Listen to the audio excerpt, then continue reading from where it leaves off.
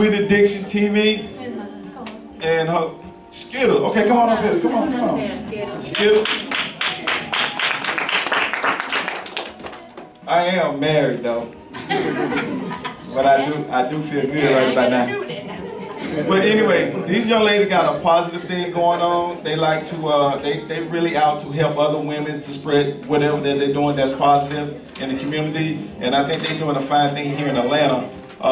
They actually have a channel on YouTube where whatever the topic may be in their interest, they would talk about it and they would shine a light on it and bring people attention to what you're doing, especially if it's something positive. And I'm going to let her speak a little bit on what it's about. Don't forget the album, don't forget the single. Mention that. How's everybody doing tonight? Well, good. Y'all don't be too mad when we kept y'all away. We sorry. But a little bit with me and my cousin, we have an online show called Sweet Addictions TV, and we basically we cover a range of a lot of things, as far as even with the books that the ladies have written, a lot of things that they talked about. Myself, I can relate to, because I also was a victim of molestation, and so you know we go through a lot. We try to go in the community.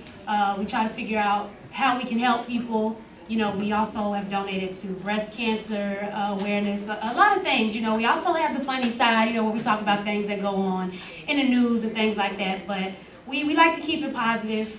And if anybody, you know, is doing anything independently that you would like the spotlight shined on you, you know, you can get us as well, because we're all about helping everybody, because people helped us. So, you know, we like to give back in any way we can. So you can check us out online, youtube.com/SweetAddictionsTV. You can get a couple laughs, learn a few things, cry, maybe get mad at us about a couple things, but you know, don't hold it. And this is Skittles. And you're watching Sweet Addictions TV. And we're here with Lioness Vizions, and they consist of Delina and Janita, Rasha Hoosier.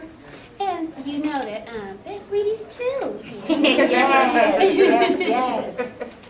So we're out here at their book signing, Revealing and Healing, and it's telling a story of 3 women who went through things in their life, and in the end they triumphed over them all. They didn't let it destroy them. So can I ask y'all, first off, how did you all meet? Well, yeah. Our children are cousins twice removed. Our children's fathers are cousins. But I'm not with him no more, and yeah, we're twice removed. Okay.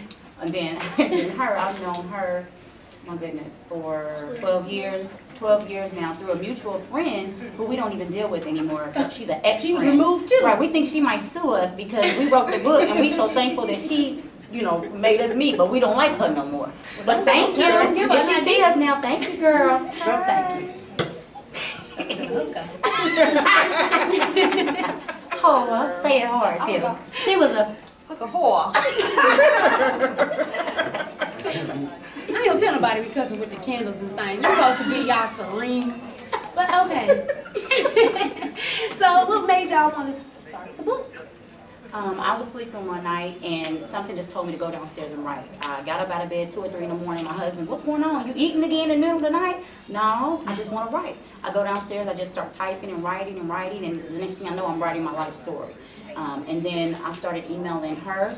She started going back and forth. I said, I think we can write a book. I think we can go ahead and do this. We started emailing her. The next thing you know, I mean, we're up all night every single day, writing, until we finally have a complete book.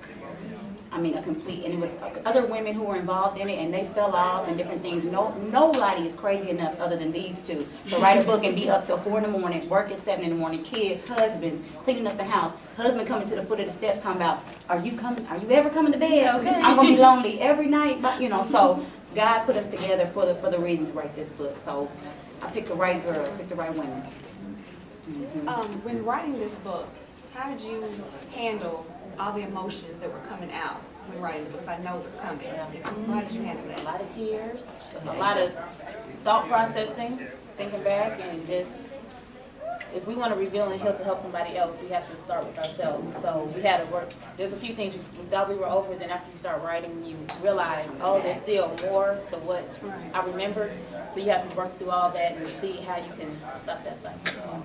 For me, it definitely made me deal with a lot of the issues that I had inside that I dealt with. I just kind of pushed everything to the back, you know, and not really fully realizing that it was those things that was really causing me to do a lot of the stuff I was doing to damage myself.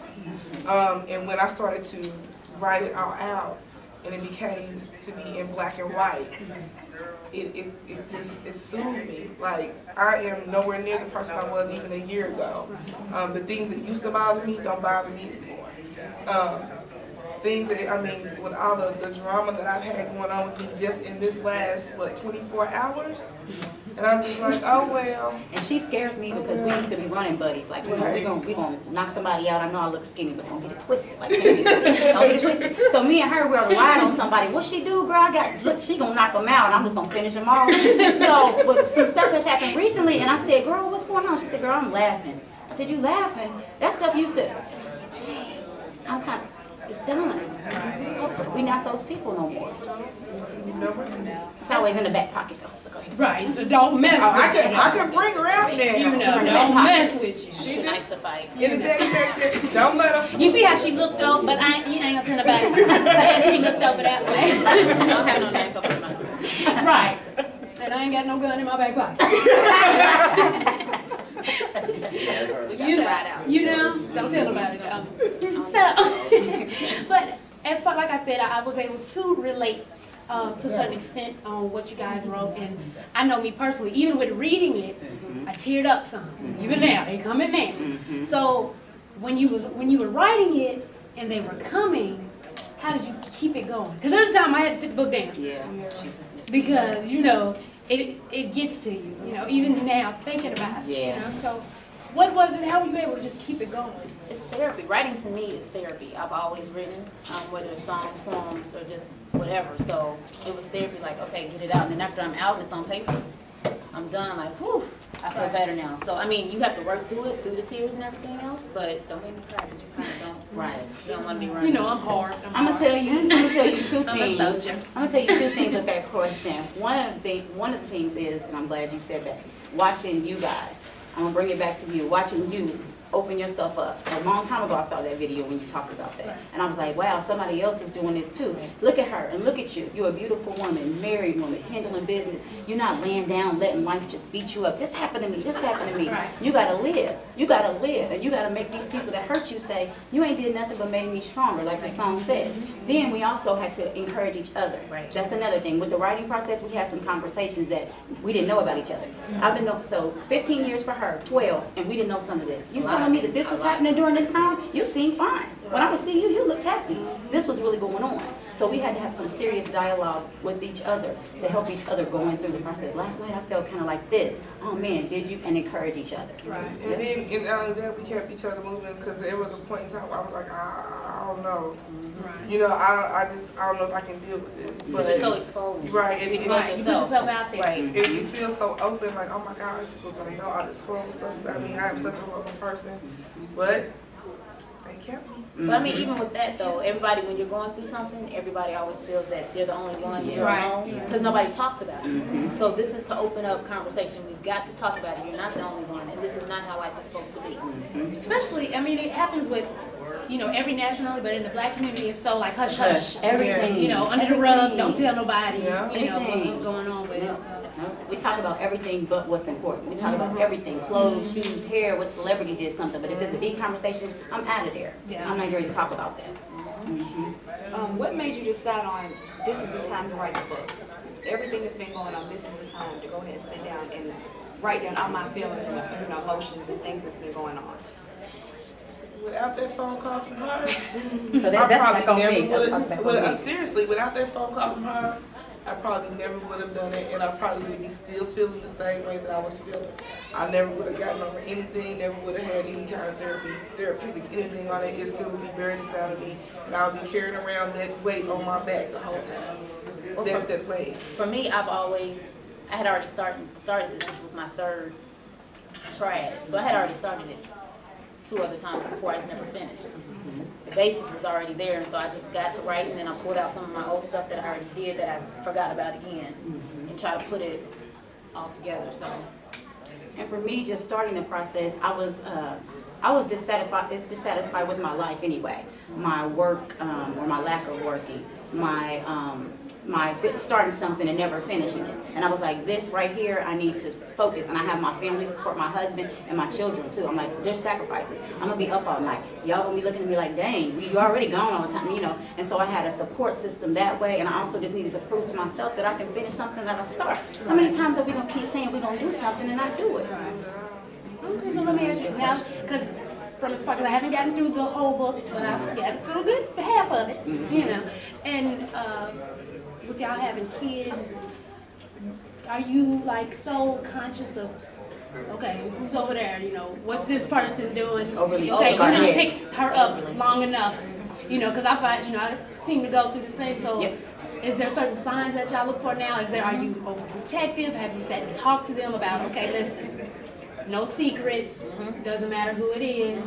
You see us all shaking our head, you know, up and down constantly. So I'm probably overconscious and have to remind myself my life is not my children's. Right.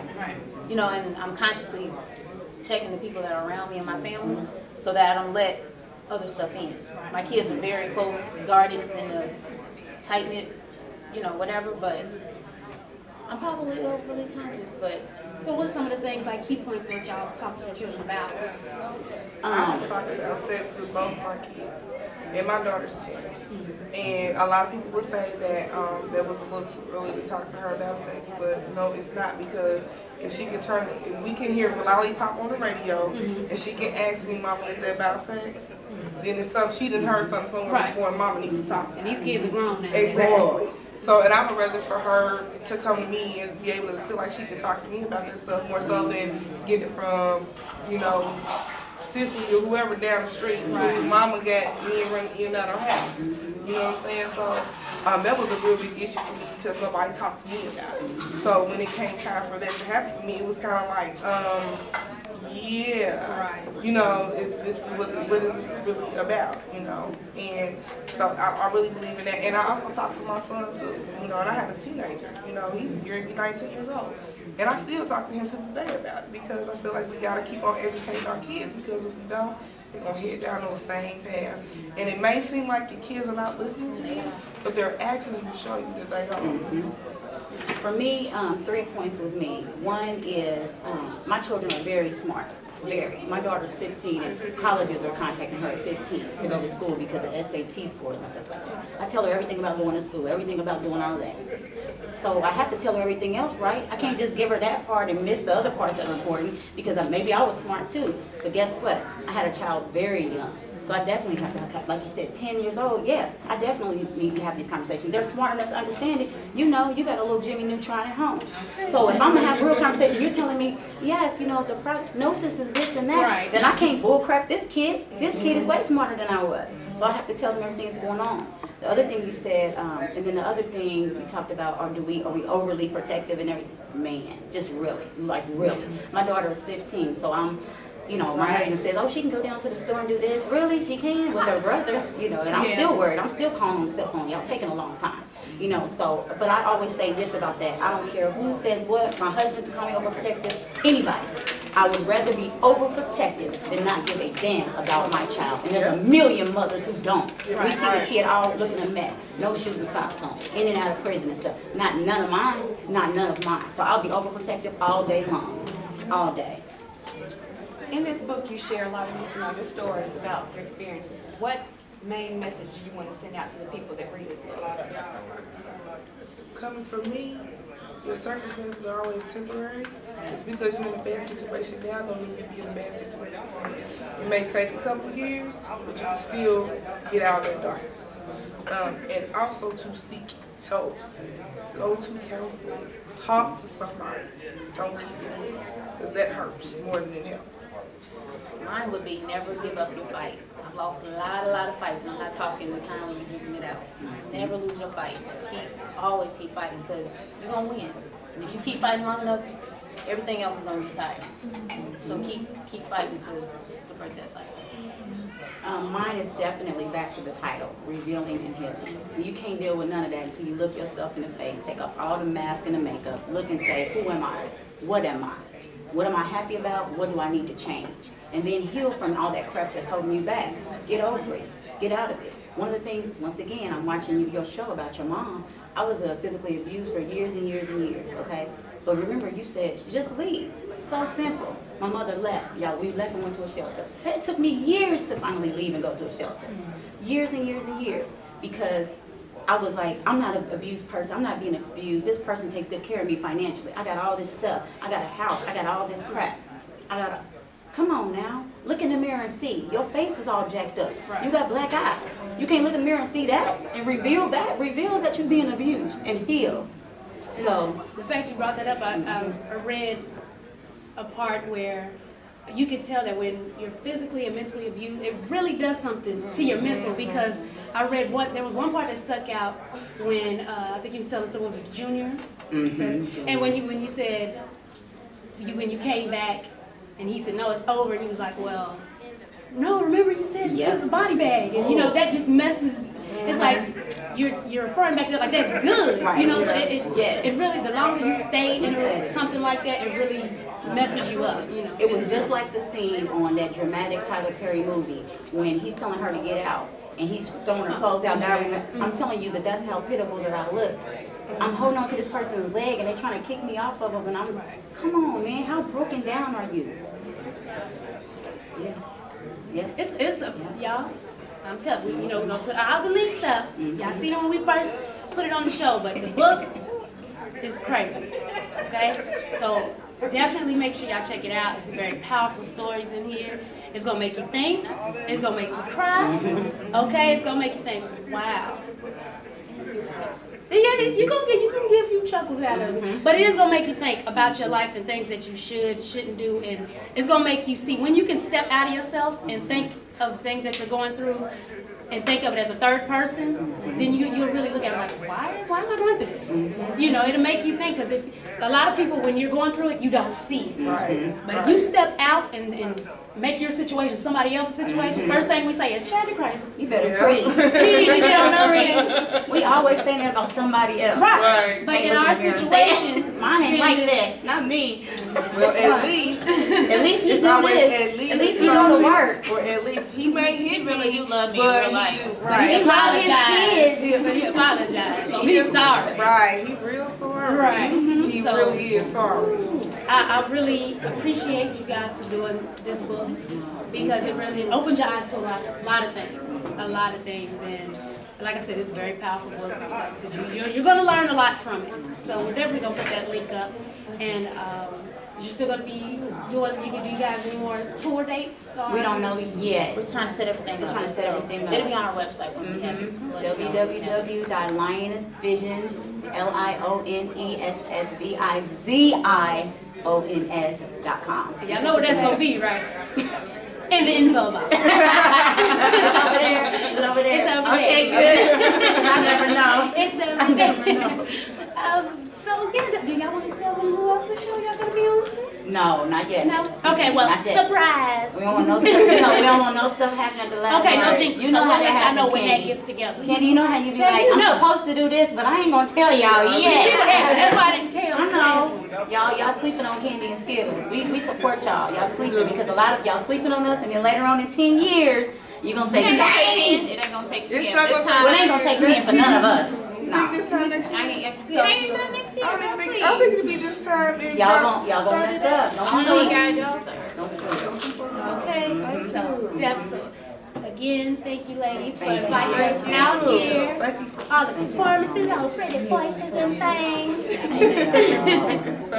And I'm so happy that, you know, us as black women can get together and support and tell our story that we came out triumphant. That's right. And, you know, we weren't just victims and fell to it. So, thank you so much. Can I say it with you?